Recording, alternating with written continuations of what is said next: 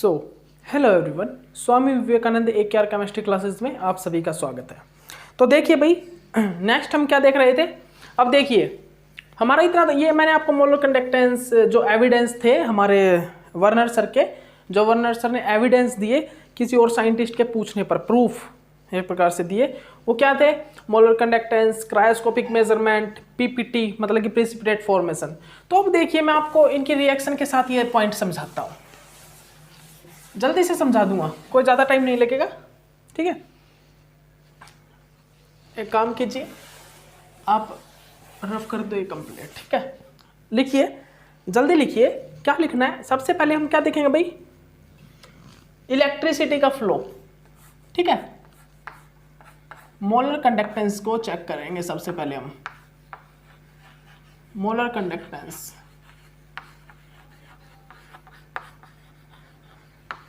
हमारा जो सबसे पहला एग्जाम्पल है वो है भाई मोलर कंडक्टेंस।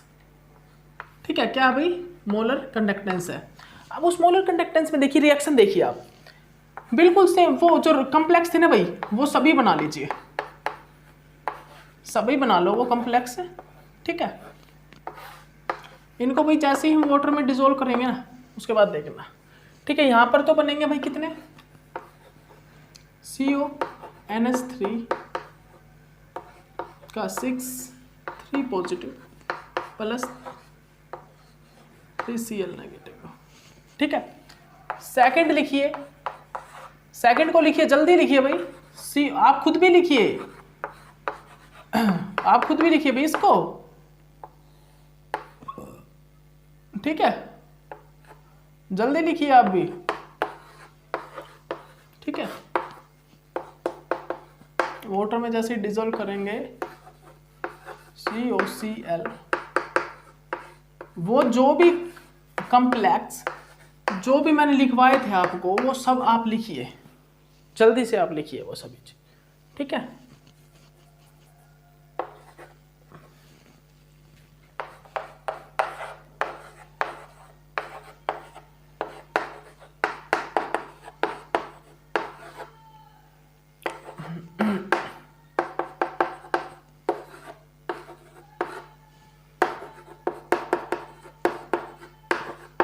बना रहे हो ना? सभी बना रहे हैं? ये लीजिए, अब हमारा ये कंप्लीट हो गया है।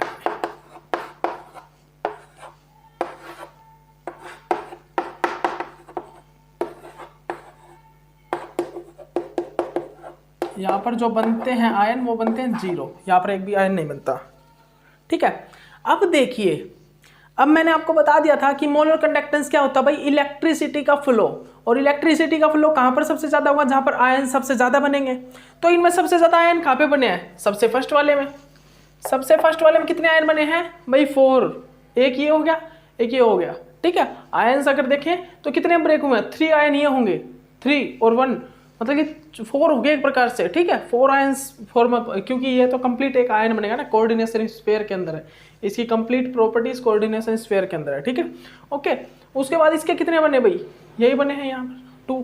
मतलब कि जब हम ऊपर से नीचे आ रहे हैं तो आयन बनने की जो अमाउंट है वो डिक्रीज हो रही है ना, तो मोलर कंडक्टेंस डिक्रीज हो रहा है। तो हम ऑर्डर देखें तो क्या आएगा भाई? इलेक्ट्रिसिटी फ्लो का या मोलर कंडक्टेंस का सबसे ज्यादा होगा फर्स्ट में, फिर होगा सेकंड में, फिर होगा थर्ड में, फिर होगा फोर्थ में, फिर किस में होगा भाई? फोर्थ में होगा। ठीक है, तो अब इसी प्रकार मैं यहां पर लिख दूंगा भाई क्या? Cryoscopic measurement. क्या लिख दूंगा? Cryoscopic measurement. क्रायोस्कोपिक मेजरमेंट,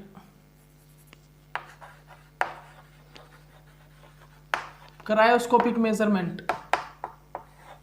ठीक है, क्रायोस्कोपिक मेजरमेंट। यहां पर हम क्या देखते हैं? Depression in freezing point. और जो ये डिप्रेशन इन फ्रीजिंग पॉइंट है इसको भी हम इसी चीज से देखते हैं। डिप्रेशन इन फ्रीजिंग पॉइंट, ये जो ऑर्डर और डिप्रेशन इन फ्रीजिंग पॉइंट है इसको भी हम यहाँ इसी प्रकार देखते हैं। ठीक है, कि किस में कितने आयन बन रहे हैं। तो सीधी सी बात है भाई, आयन सबसे ज्यादा किस में बन रहे हैं? इसमें ही बन रहे हैं, सबसे ऊपर वाले में। तो डिप्रेशन इन फ्रीजिंग पॉइंट या क्रायोस्कोपिक मेजरमेंट टाइम में डिप्रेशन इन फ्रीजिंग पॉइंट का जो ऑर्डर लिखेंगे वो क्या लिखेंगे? बिल्कुल सेम, बिल्कुल सेम होगा। ओके, आगे चलिए। नेक्स्ट बताते हैं अब नेक्स्ट क्या भाई, इसके बाद नेक्स्ट सबसे लास्ट जो एविडेंस था वो क्या था भाई, PPT formation, precipitate PPT formation था। सबसे जो लास्ट था वो असाइनमेंट क्या था, पीपीटी फॉर्मेशन था, ठीक है, प्रिसिपिटेट फॉर्मेशन, ठीक है, वो क्या था भाई, प्रिसिपिटेट फॉर्मेशन, पीपीटी की फॉर्मेशन, ठीक है, प्रिसिपिटेट किसमें सबसे ज्यादा होंगे। तो भाई जब हम इनके आयंस में ये देखते हैं कि भाई किसमें जो सबसे ज्यादा आयन बनेंगे, मतलब कि प्रिसिपिटेट बनेंगे, तो हम ना इनको रिएक्ट करा देंगे किसके साथ, AgNO3 के साथ, AgNO3 के साथ रिएक्ट करा देंगे और एक्सिस में डालेंगे, AgNO3 हम एक्सिस में डालेंगे ताकि जितने भी आयन बनने हो वो बन जाए। हम जो AgNO3 को है वो एक्सिस में लेंगे ताकि जितने भी आयंस बनने हैं वो बन जाए, ठीक है। तो देखिए AgNO3 रिएक्ट करेगा ना इसके साथ, तो AgNO3 किसमें, अगर हम AgNO3 को Cl के साथ रिएक्ट करवाएं तो क्या बनता है, AgCl, व्हाइट पीपीटी बन जाते हैं ना, व्हाइट पीपीटी बन के डिप हो जाते हैं, मतलब कि नीचे बैठ जाते हैं, ठीक है, डाउन में चले जाते हैं, ओके। तो उसी प्रकार यहाँ पर क्या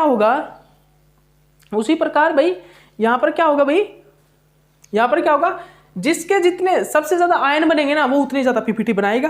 तो देखिए AgNO3 के साथ फर्स्ट वाले को रिएक्ट करवाया तो क्या बना भाई, क्या बना 3AgCl, यहां पर क्या बना 2AgCl, यहां पर क्या बना AgCl, यहां पर कुछ नहीं बना, 0, यहां पर 0, ठीक है, यहां पर एक भी नहीं बना, प्रिसिपिटेट। तो भाई अब पीपीटी फॉर्म किस में हुए, जिसके सबसे ज्यादा आयन बने वही सबसे ज्यादा पीपीटी फॉर्मेशन करेगा। तो अगर मैं पीपीटी का ऑर्डर बनाऊं किस में बनेगा, तो फर्स्ट, सेकंड, थर्ड, फोर्थ, तीनों का ऑर्डर सेम। तो ये एविडेंस दिए हमारे वर्नर सर ने, जो हमारे वर्नर सर थे इनऑर्गेनिक केमिस्ट्री के, उन्होंने ये एविडेंस दिए, ठीक है। मतलब कि भाई अपनी थ्योरी के प्रूफ भी देने होते हैं ना, अदर साइंटिस्ट ने मांग लिए, बोले भाई प्रूफ दे, तेरी थ्योरी सही है, प्रूफ दे इस चीज के, एविडेंस दे हमें। तो उसने ये एविडेंस दिया। अपने जो कम्प्लेक्स लिया था उन्होंने CO3 पॉजिटिव और अमोनिया की अमाउंट चेंज कर रहे थे, उनके कुछ एक ये मतलब कि उन्होंने प्रॉपर्टी को शो करने के लिए, भाई इन सभी की प्रॉपर्टी डिफरेंट है, इसके लिए उन्होंने एविडेंस भी दिए। सबसे पहला एविडेंस मोलर कंडक्टेंस, ठीक है भाई, मोलर कंडक्टेंस फर्स्ट वाले की अगर सभी सेम होते तो सभी की मोलर कंडक्टेंस सेम होनी थी, लेकिन डिफरेंट थी। Cryoscopic measurement, depression in freezing point, अगर सभी सेम थे तो सेम होना था depression in freezing point, but different था, ऊपर से नीचे आ रहे थे जब हम डिक्रीज हो रहा था इस प्रकार। उसी प्रकार प्रिसिपिटेशन फॉर्मेशन देखा, वो भी डिफरेंस था भाई। तो मतलब कि सीधी सी बात होगी, वर्नर सर ने अपने एविडेंस देके प्रूफ दे दिया कि भाई ये चारों जो मैंने कंपाउंड यहाँ पर आपको लिखवाए हैं, बनवाए हैं, ये चारों डिफरेंट है, इनकी प्रॉपर्टी डिफरेंट है, इनकी जो प्रॉपर्टी होती है वो डिफरेंट है। ये वर्नर सर ने अपनी एविडेंस में शो भी कर दिया, ठीक है। तो इसी के बाद जो वर्नर सर को है, फर्स्ट इनऑर्गेनिक केमिस्ट्री के फर्स्ट ऐसे साइंटिस्ट थे जिन्होंने अपनी थ्योरी 1893 में डिस्कवर की, और उन्होंने जो है 1913 में, देख लीजिए अब इतने साल लग जाते हैं, मतलब कि कब तो उन्होंने अपनी थ्योरी मतलब कि स्टडी करनी स्टार्ट किया होगा, 1893 में तो डिस्कवरी कर दिया था, और 1913 में उन्हें उनकी थ्योरी का नोबेल प्राइज मिला। तो ये होता जनून, मतलब कि एक साइंटिस्ट से मतलब अपने आइडियल रखो ना, आइडियल, तो अपने आइडियल हमेशा बड़े रखना, अपने आइडियल कभी भी छोटे मत रखना, अपने आइडियल बड़े ही रखना। बिल गेट्स, अल्बर्ट आइंस्टीन, अपने जितने बड़े बड़े साइंटिस्ट है, doctor APJ Abdul Kalam sir, Ramanujan, mathematics के महान विज्ञाता, ठीक है, ये आइडियल अपने हमेशा बड़े रखना, ताकि जनून अपने आप ही पैदा हो जाए कि उन्होंने कुछ ना होते हुए भी इतना कुछ कर गए, और हमारे पास तो सब कुछ है क्योंकि वो सब कुछ दे गए हैं। अब हमारा तो कर्तव्य सिर्फ यही है कि उन्होंने जो दिया उसको ही संभाल के कुछ और बना दें, कुछ और एक्स्ट्रा बना दें। तो ये जनून पैदा कर लीजिए कि वो जो दे के गए हमको उसको कैसे डबल करना है।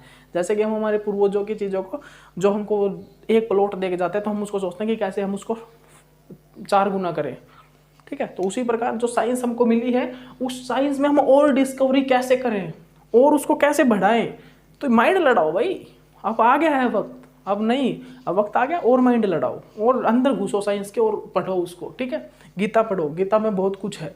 वेद पढ़ो, ठीक है, वेद के बारे में पढ़ो, स्टडी करो, ठीक है, सब कुछ मिलेगा। ओके, तो ये एविडेंस थे। तो वर्नर थ्योरी थी, जो एक वर्नर सर ने जो अपनी theory the, this A marbles theory, first theory थी इनऑर्गेनिक केमिस्ट्री की। कोऑर्डिनेशन केमिस्ट्री की शुरुआत यहाँ से हुई। वर्नर थ्योरी जो कोऑर्डिनेशन केमिस्ट्री की फर्स्ट थ्योरी थी, यहाँ से हमारी कोऑर्डिनेशन केमिस्ट्री की शुरुआत हो गई, ठीक है। उसके बाद भाई कुछ एक साइंटिस्ट आए जिन्होंने भाई अपनी भी थ्योरी दी। उसके बाद कुछ एक साइंटिस्ट आए जिन्होंने अपनी थ्योरी भी देनी स्टार्ट कर दी भाई। और उन थ्योरी में क्या था ये देखना। उसके बाद जो साइंटिस्ट आए ना वर्नर के बाद, वो है सिडविक। उसके बाद वर्नर के बाद जो साइंटिस्ट आए वो थे सिडविक। कौन थे भाई? सिडविक थे, ठीक है। वर्नर, एक भी स्पेलिंग देख लेते हैं, ठीक है। वर्नर के बाद जो साइंटिस्ट आए वो थे सिडविक।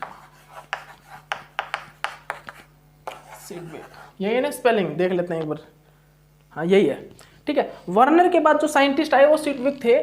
उन्होंने क्या बताया, उन्होंने अपनी थ्योरी में क्या बोला, वो बोले कि जब मेटल के साथ ये कॉम्प्लेक्स बना रहे हैं ना लिगैंड, मेटल के साथ ये जो लिगैंड है, ये जो कोऑर्डिनेशन मतलब कि कोऑर्डिनेशन कॉम्प्लेक्स बन रहा है, लिगैंड जो भी लिगैंड है मेटल को अपने जो lone pair of electron donate कर रहे हैं, उसके बाद वो बना रहा है कोऑर्डिनेशन बॉन्ड या कोऑर्डिनेशन कॉम्प्लेक्स।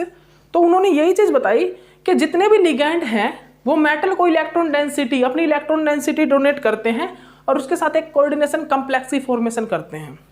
बट भाई यहाँ पर एक क्वेश्चन जनरेट हो गया कि भाई जितने भी लिगैंड हैं वो मेटल को इलेक्ट्रॉन डोनेट कर रहे हैं, जबकि मेटल खुद ही इलेक्ट्रॉन डोनेट करता है। मेटल हमेशा क्या करता है, लिगैंड को किसी को मतलब कि इलेक्ट्रॉन डोनेट करता है, ना कि इलेक्ट्रॉन लेता है। मेटल की जो नेचर होता है ना, अगर मेटल के पास मतलब कि इलेक्ट्रॉन डेंसिटी इंक्रीज हो जाए तो वो उसकी अनस्टेबिलिटी इंक्रीज हो जाती है। वो चाहता है कि मैं इलेक्ट्रॉन दूं किसी को, मतलब कि वो इलेक्ट्रॉन लेता है। एम्प्टी जब ऑर्बिटल होता है तो वो इलेक्ट्रॉन लेता है वही, लेकिन वो अपनी क्षमता से ज्यादा इलेक्ट्रॉन नहीं लेता, ठीक है। अगर क्षमता से ज्यादा ले लेता है तो वो देने की टेंडेंसी रखता है कि मैं इलेक्ट्रॉन दूं किसी को, ठीक है। तो यही आ गया यहाँ पर एक पॉइंट, एक क्वेश्चन कि भाई लिगैंड, जब इतने सारे लिगैंड मेटल को इलेक्ट्रॉन डोनेट करके कोऑर्डिनेशन कॉम्प्लेक्स बना रहे हैं और मेटल के ऊपर इलेक्ट्रॉन डेंसिटी इंक्रीज हो रही है, फिर भी हमारा कॉम्प्लेक्स स्टेबल है। किस प्रकार है भाई वो कॉम्प्लेक्स स्टेबल, किस प्रकार है? आखिरकार मेटल कॉम्प्लेक्स अनस्टेबल क्यों नहीं हुआ जबकि इतने लिगैंड ने मेटल को इलेक्ट्रॉन डेंसिटी दे दी, ठीक है। तो यही क्वेश्चन जनरेट हुआ भाई, why this complex, this coordination complex is stable. तो इसका जवाब दिया पोलिंग सर ने, सिडविक सर ने ये बताया ना। तो उसके बाद सिडविक सर आए सेकंड, उसके बाद आए थर्ड नंबर पे पोलिंग सर। सिडविक सर ने अपना दे दिया, अपनी बात बोल दी उन्होंने, उसके बाद पोलिंग सर आए। थर्ड नंबर पे आए पोलिंग सर थे, polling scientist.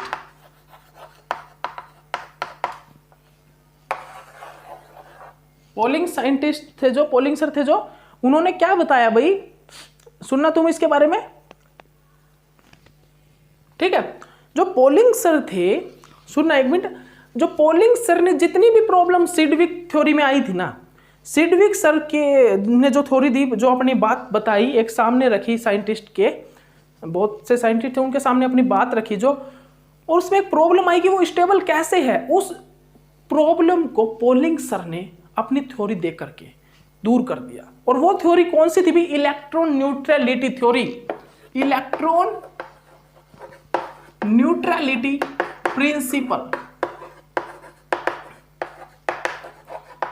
Electron neutrality principle से, प्रिंसिपल या इलेक्ट्रॉन न्यूट्रलिटी थ्योरी से, एक थ्योरी दी इलेक्ट्रॉन न्यूट्रलिटी थ्योरी या इलेक्ट्रॉन न्यूट्रलिटी प्रिंसिपल, वो दे करके पोलिंग सर ने सिडविक थ्योरी में जो प्रॉब्लम्स आई थी उनको दूर कर दिया।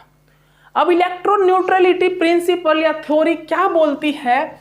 उन्होंने बोला कि अगर मेटल पर इलेक्ट्रॉन डेंसिटी इंक्रीज हो रही है तो हम उसको किस प्रकार डिक्रीज कर सकते हैं। इलेक्ट्रॉन न्यूट्रलिटी थ्योरी ने यह बोला कि अगर मेटल पर इलेक्ट्रॉन डेंसिटी इंक्रीज हो रही है तो हम किस प्रकार जो हमारे मेटल पर इलेक्ट्रॉन डेंसिटी को कम कर सकते हैं। तो उन्होंने 4 टाइप दिए, उन 4 टाइप्स से मतलब कि उन 4 तरीकों से हम इलेक्ट्रॉन डेंसिटी मेटल पर कम कर सकते हैं, डिक्रीज कर सकते हैं। और वो 4 टाइप क्या थे भाई? वो 4 टाइप क्या थे वो लिखो। फर्स्ट जो टाइप था आप लिख लेना, मैं ऊपर लिखवा रहा हूं, ठीक है। जो इलेक्ट्रॉन न्यूट्रलिटी प्रिंसिपल था, क्या था भाई? इलेक्ट्रॉन न्यूट्रलिटी प्रिंसिपल, ठीक है। इलेक्ट्रॉन न्यूट्रलिटी जो प्रिंसिपल था उसमें उन्होंने क्या बताया, सुनना ध्यान से। सबसे फर्स्ट मतलब कि उन्होंने जो टाइप दिए, 4 टाइप दिए, 4 टाइप से हम इलेक्ट्रॉन डेंसिटी को कम कर सकते हैं। फर्स्ट था जो वो था, उन्होंने बताया कि भाई जो कोऑर्डिनेशन नंबर है, coordination number of ligand, coordination number तो लिगैंड ही इंक्रीज करते हैं ना, वो क्या कर दो? डिक्रीज कर दो। कोऑर्डिनेशन नंबर ऑफ लिगैंड मतलब कि कॉम्प्लेक्स का कोऑर्डिनेशन नंबर, तुम एक प्रकार से बोल सकते कोऑर्डिनेशन नंबर डिक्रीज। उन्होंने बोला कि जो कोऑर्डिनेशन नंबर है, जो लिगैंड की अमाउंट है, वो डिक्रीज कर दो मेटल पर से। अगर हम एक जगह मेटल के साथ 6 लिगैंड लगे हैं और एक जगह मेटल के साथ 4 लिगैंड लगे हैं, ठीक है, तो भाई कौन सा स्टेबल होगा? 4 वाला होगा, ठीक है। क्योंकि लिगैंड जितना कम इलेक्ट्रॉन डोनेट करेंगे, जितने कम लिगैंड होंगे उतना कम इलेक्ट्रॉन डोनेट करेंगे मेटल को, और मेटल पे जितना कम इलेक्ट्रॉन होगा वो उतना ही ज्यादा स्टेबल होगा। तो उन्होंने फर्स्ट पॉइंट यही बताया कि कोऑर्डिनेशन नंबर को तुम क्या कर दो? डिक्रीज कर दो। कोऑर्डिनेशन नंबर डिक्रीज कर दो, फर्स्ट उन्होंने ये बोल दिया। सेकंड उन्होंने बोला, सेकंड नंबर जो उन्होंने बोला कि भाई जो लिगैंड अटैच है ना, उसकी इलेक्ट्रोनेगेटिविटी इंक्रीज कर दो। Increase electronegativity of ligand. Second उन्होंने यही बताया कि इंक्रीज इलेक्ट्रोनेगेटिविटी ऑफ लिगैंड। अगर हम लिगैंड की इलेक्ट्रोनेगेटिविटी को इंक्रीज कर देते हैं तो क्या होगा? मेटल को वो अपने इलेक्ट्रॉन ही नहीं देगा, मतलब कि बहुत मुश्किल से देगा तो सभी इलेक्ट्रॉन डोनेट नहीं करेगा, जिसके कारण इलेक्ट्रॉन डेंसिटी मेटल पर नहीं बढ़ेगी, और वो इंक्रीज नहीं होगी तो स्टेबिलिटी इंक्रीज होगी, अनस्टेबल नहीं बनेगा कॉम्प्लेक्स, ठीक है। उसके बाद थर्ड क्या आया? थर्ड उन्होंने बताया कि लिगैंड ऐसा लो, ऐसा कोई लिगैंड लो जिसमें पाई एक्सेप्टर ऑर्बिटल प्रेजेंट हो, मतलब कि pi star orbital present, anti pi मतलब एंटी बॉन्डिंग ऑर्बिटल, जो पाई स्टार ऑर्बिटल होता है, पाई एक्सेप्टर जिसे बोलते हैं, पाई स्टार ऑर्बिटल प्रेजेंट लिगैंड, ठीक है। जैसे कि C डबल बॉन्ड O, ये पाई एक्सेप्टर होता है भाई एक प्रकार से। ये अगर किसी मेटल को अगर देता है ना इलेक्ट्रॉन, तो मेटल वापस इसको इलेक्ट्रॉन देने की क्षमता रखता है, बिकॉज जैसे ही इसने मेटल के डी ऑर्बिटल में इलेक्ट्रॉन दिए तो इस मेटल के डी ऑर्बिटल में और इलेक्ट्रॉन भी प्रेजेंट है, तो उस डी ऑर्बिटल के इलेक्ट्रॉन क्या होंगे? वापिस इसमें जाएंगे, इसके पाई स्टार ऑर्बिटल में। यहां पर होता है भाई पाई स्टार ऑर्बिटल, ठीक है। तो इसको हम बैक बॉन्डिंग भी बोलते हैं, क्या? बैक बॉन्डिंग, ठीक है। और इसको OMC में पढ़ाऊंगा मैं आपको, OMC में, केमिकल बॉन्डिंग में, कोऑर्डिनेशन केमिस्ट्री में, सभी में यूज होगा, यहाँ पर भी आएगा, ठीक है, ओके। तो ये भाई इस प्रकार, तो इसने बोला कि एक ऐसा लिगैंड लो कि जिसके अंदर पाई स्टार ऑर्बिटल प्रेजेंट हो, ताकि वो मेटल को जैसे इलेक्ट्रॉन दे, मेटल वापस उसके पाई एक्सेप्टर ऑर्बिटल में इलेक्ट्रॉन डाल दे और खुद की इलेक्ट्रॉन डेंसिटी को डिक्रीज कर ले, ओके। फोर्थ पॉइंट क्या आया भाई? फोर्थ पॉइंट क्या आया? उसके बाद जो फोर्थ पॉइंट था वो था भाई मेटल की जो ऑक्सीडेशन स्टेट है, oxidation state, metal oxidation state, जो मेटल की जो ऑक्सीडेशन स्टेट है उसको क्या कर दो भाई? जो हमारा मेटल है उसके ऑक्सीडेशन स्टेट को हाई कर दो, इंक्रीज। मेटल की ऑक्सीडेशन स्टेट को अगर हाई कर देंगे तो भाई अगर लिगैंड उनमें इलेक्ट्रॉन भी डालेगा ना तो इलेक्ट्रॉन डेंसिटी इतना ज्यादा इंक्रीज नहीं होगा, जिसके कारण कॉम्प्लेक्स स्टेबल ही रहेगा।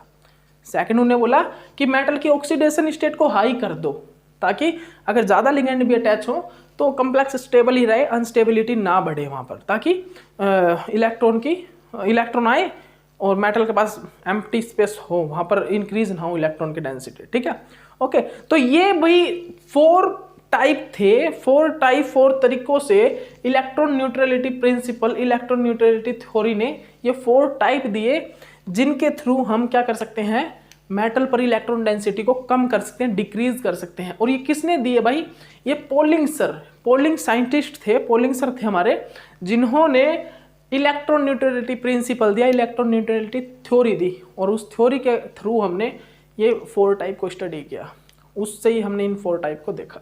ठीक है, उसके बाद देखिए हम देखेंगे एप्लीकेशन, उसके बाद देखिए हम देखेंगे इलेक्ट्रॉन न्यूट्रलिटी प्रिंसिपल की एप्लीकेशन। भाई अब एप्लीकेशन भी तो होंगी कुछ इलेक्ट्रॉन न्यूट्रलिटी प्रिंसिपल की, हर किसी की होती है एप्लीकेशन। तो हम यहाँ पर जो इलेक्ट्रॉन न्यूट्रलिटी प्रिंसिपल की कुछ एप्लीकेशन स्टडी करेंगे। एक मिनट रुकना।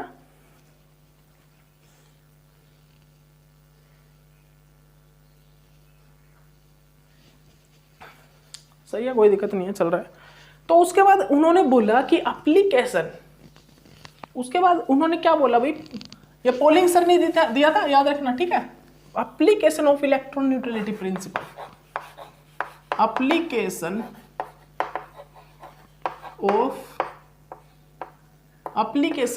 Electron neutrality principle. उसके बाद उन्होंने क्या बोला भाई, एप्लीकेशन।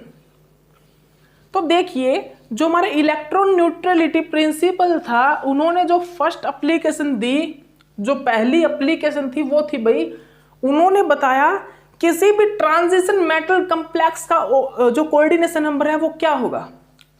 फर्स्ट एप्लीकेशन थी जो वो थी भाई, उन्होंने ट्रांजिशन मेटल पर, transition metal complex, transition metal जो होते हैं उनका, ट्रांजिशन मेटल कॉम्प्लेक्स का जो ट्रांजिशन मेटल है उनका कोऑर्डिनेशन नंबर,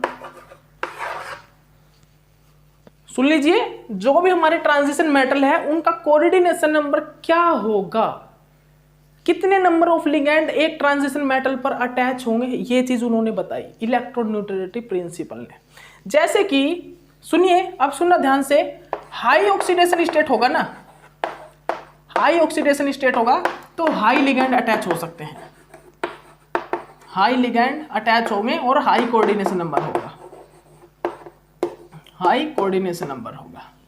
ठीक है, क्या होगा भाई, हाई कोऑर्डिनेशन नंबर। अगर हाई ऑक्सीडेशन स्टेट है तो हाई लिगेंड अटैच होंगे और हाई कोऑर्डिनेशन नंबर होगा। ठीक है, उसके बाद उन्होंने बोला कि अगर लो ऑक्सीडेशन स्टेट है, अगर ऑक्सीडेशन स्टेट लो है तो लो नंबर ऑफ लिगेंड मेटल के साथ अटैच होंगे और लो कोऑर्डिनेशन नंबर होगा, और लो कोऑर्डिनेशन नंबर होगा। सेकंड क्या बताया कि अगर लो ऑक्सीडेशन स्टेट है ट्रांजिशन मेटल कॉम्प्लेक्स की, तो लो नंबर ऑफ लिगेंड अटैच होंगे, लो कोऑर्डिनेशन नंबर होगा। ठीक है, ओके, ये बताया।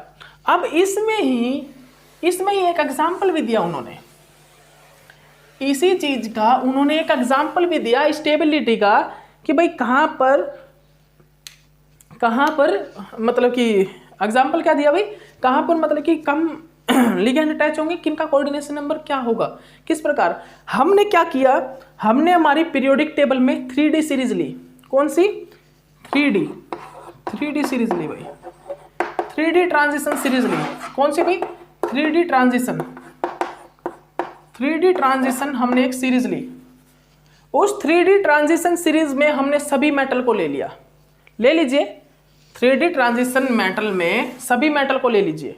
ठीक है, एग्जाम्पल है, फर्स्ट जो एप्लीकेशन है ना भाई, किस ट्रांजिशन मेटल कॉम्प्लेक्स का कोऑर्डिनेशन नंबर क्या होगा ये बताया ना, तो उसका ये एग्जाम्पल है क्या, 3D सीरीज के सभी के सभी। वो पीरियड कौन सा होता है भाई, बताओ, थर्ड पीरियड जब ही तो बोला है 3D सीरीज। ठीक है, तो थर्ड पीरियड के हमने सभी मेटल ले लिए, scandium, titanium, vanadium, chromium, manganese, iron, cobalt, निकल, कॉपर, जिंक। ठीक है, कोबाल्ट, निकल, कॉपर, जिंक, ये सभी ले लिए भाई हमने। ये हमने क्या किया भाई, इनको सभी को हमने ले लिया। सभी पे जो ऑक्सीडेशन स्टेट है वो रख दी +2, सभी पर जो ऑक्सीडेशन स्टेट है वो रख दिया भाई हमने +2, सभी पर ऑक्सीडेशन स्टेट हमने +2 रख दी।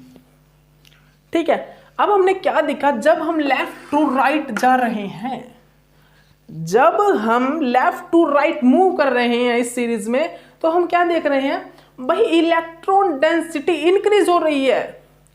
जो इलेक्ट्रॉन डेंसिटी है वो इंक्रीज हो रही है। देखिए आप खुद देखिए, स्कैंडियम में कितनी है भाई इलेक्ट्रॉन डेंसिटी? 21, इसका 22, 23, 24, 25, 26, 27, 28, 29, 30। तो भाई इलेक्ट्रॉन डेंसिटी बढ़ रही है ना, एटॉमिक नंबर बताया है मैंने आपने, एटॉमिक नंबर के साथ साथ इंक्रीज हो रहा है इलेक्ट्रॉन, ठीक है।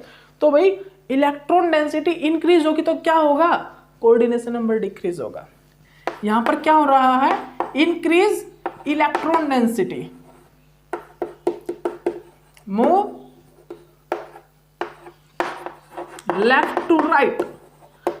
जब हम when move left to right, then increase electron density of metal, and then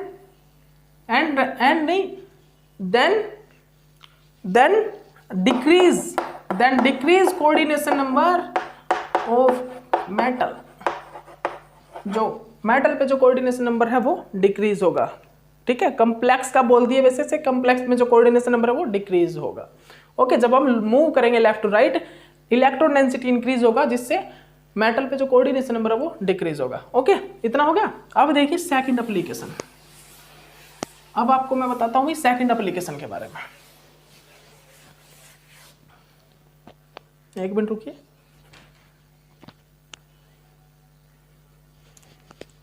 second application क्या था भाई? सेकंड एप्लीकेशन देखिए, सम ट्रांजिशन मेटल कॉम्प्लेक्स थे जो कि नॉन एग्जिस्टेंस थे। So explain the non existence of some transition metal complex. जो हमारा इलेक्ट्रॉन न्यूट्रलिटी प्रिंसिपल था, उन्होंने कुछ कॉम्प्लेक्स थे, ट्रांजिशन मेटल कॉम्प्लेक्स थे, जिनकी एग्जिस्टेंस होगी, जो कि एग्जिस्टेंस करेंगे या नहीं करेंगे, तो उनकी एक्सप्लेनेशन दी। क्या दिया भाई? Explain the non existence of some transition metal complex. कुछ एक ट्रांजिशन मेटल कॉम्प्लेक्स की एक्सप्लेनेशन दी कि वो एग्जिस्ट करेंगे या नहीं। जैसे कि एग्जांपल देखिए, हमारे पास एग्जांपल था भाई क्या, एक मिनट, एग्जांपल हमने ले लिया भाई कौन सा, CuCl6। एक मिनट रुकिए, देखने दीजिए। हाँ ठीक है,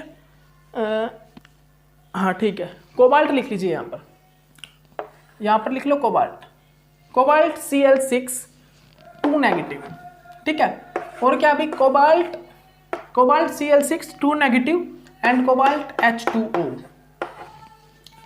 3 नेगेटिव है। कोबाल्ट H2O6 क्या भाई? कोबाल्ट H2O6 है।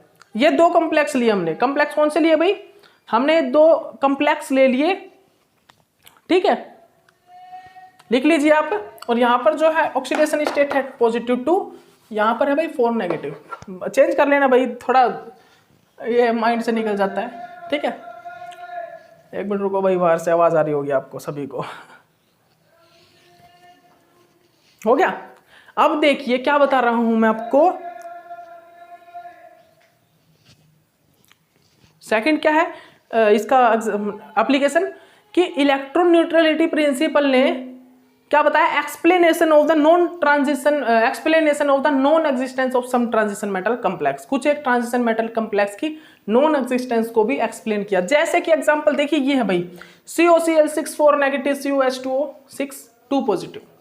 अब देखिए यहां पर जो है कोबाल्ट कितने में? 2 पॉजिटिव में। यहां पर कोबाल्ट कितने में? 2 पॉजिटिव में। दोनों में 2 पॉजिटिव में है और दोनों में कोबाल्ट है। दोनों में 2 पॉजिटिव और दोनों में कोबाल्ट है, ठीक है। अब आप एक चीज देखिए, इलेक्ट्रोनेगेटिविटी। अब जो इलेक्ट्रॉन न्यूट्रलिटी प्रिंसिपल ने 4 टाइप बताए थे, ठीक है। या तो मेटल की ऑक्सीडेशन स्टेट इंक्रीज कर दो, अगर वो सेम है ना तो भी तुम लिगैंड देखो, लिगैंड कौन से अटैच है, लिगैंड कौन से अटैच है भाई? पाई एक्सेप्टर टेंडेंसी वाले अटैच है क्या, या लिगैंड की कोऑर्डिनेशन नंबर डिफरेंट है क्या? यहाँ पर दोनों जगह लिगैंड की कोऑर्डिनेशन नंबर सेम है। तीसरा देखो भाई, पाई एक्सेप्टर टेंडेंसी है क्या किसी के पास? इसके पास है, इसके पास है नहीं, दोनों के पास नहीं है, ठीक है। उसके बाद क्या देखेंगे हम? इलेक्ट्रोनेगेटिविटी। अब इलेक्ट्रोनेगेटिविटी देखो, मैच करो इलेक्ट्रोनेगेटिविटी। भाई क्लोरीन और ऑक्सीजन में कौन हाई इलेक्ट्रोनेगेटिविटी है? हाई इलेक्ट्रोनेगेटिव एटम है वो है ऑक्सीजन। क्लोरीन और ऑक्सीजन में oxygen is high electronegative than chlorine. तो सीधी सी बात है भाई, एग्जिस्ट भी वही करेगा जो हाई इलेक्ट्रोनेगेटिव लिगैंड को अटैच करके रखेगा खुद के साथ। क्योंकि यहां पर कोबाल्ट की जो इलेक्ट्रॉन डेंसिटी, मतलब कि कोबाल्ट का जो ऑक्सीडेशन स्टेट है 2 पॉजिटिव, ठीक है। तो भाई वो अब कम ही ऑक्सीडेशन स्टेट है। ये जो ऑक्सीडेशन स्टेट जो है ना +2, ये ज्यादा हाई ऑक्सीडेशन स्टेट थोड़ी ना है। हाई ऑक्सीडेशन स्टेट पता है कितना होता है? हाई जो ऑक्सीडेशन स्टेट होगा वो होगा भाई +3, +4, +5, +6, ठीक है। और जो लो ऑक्सीडेशन स्टेट होगा, लो जो ऑक्सीडेशन स्टेट होगा वो कितना होगा भाई? -1, 0, +1, +2, ये होगा लो ऑक्सीडेशन स्टेट, ठीक है। तो यहाँ पर ऑक्सीडेशन स्टेट लो है कोबाल्ट की, ठीक है। तो यहाँ पर हमें फैक्टर का यूज करना पड़ेगा, कोई ऐसे लिगेंड अटैच करने पड़ेंगे जिनके पास पाई एक्सेप्टर टेंडेंसी हो, ठीक है, इलेक्ट्रोनेगेटिव लिगेंड हो। तो हम इसको जो है इलेक्ट्रोनेगेटिविटी से ही कंपेयर करते हैं। अब देखिए ऑक्सीजन की इलेक्ट्रोनेगेटिविटी हाई है देन क्लोरीन से, तो एग्जिस्ट कौन करेगा भाई? ये तो एग्जिस्ट करेगा, ठीक है, एग्जिस्ट, एंड ये जो है नॉन एग्जिस्ट होगा, ये जो है नॉन एग्जिस्ट होगा भाई। कोबाल्ट के साथ इतने ज्यादा मतलब लिगेंड थोड़ा अटैच कर सकते हैं, ठीक है, ओके। अब देखिए एक और एग्जांपल देता हूं मैं आपको, एक और एग्जांपल देता हूं इसी में। इसकी जगह अगर मैं COF6 4 नेगेटिव कर दूं, इसकी जगह मैं रिप्लेस कर दूं COCl6 4 नेगेटिव की जगह COF6 4 नेगेटिव, अब कौन ज्यादा एग्जिस्ट करेगा? Fluorine is very very high electronegative, periodic table का सबसे ज्यादा इलेक्ट्रोनेगेटिव एटम है फ्लोरीन। तो सीधी सी बात है भाई, अब कौन करेगा? अब ये करेगा, अब ये करेगा, ठीक है। अब कौन सा करेगा भाई? ये करेगा, ना कि वो। तो अगर मैं यहां पर एग्जिस्टेंस का ऑर्डर लगाऊं, एग्जिस्टेंस कौन एग्जिस्ट करेगा, कौन एग्जिस्टेंस, किसकी एग्जिस्टेंस होगी किस और किसकी नहीं होगी, तो वो देखिए आप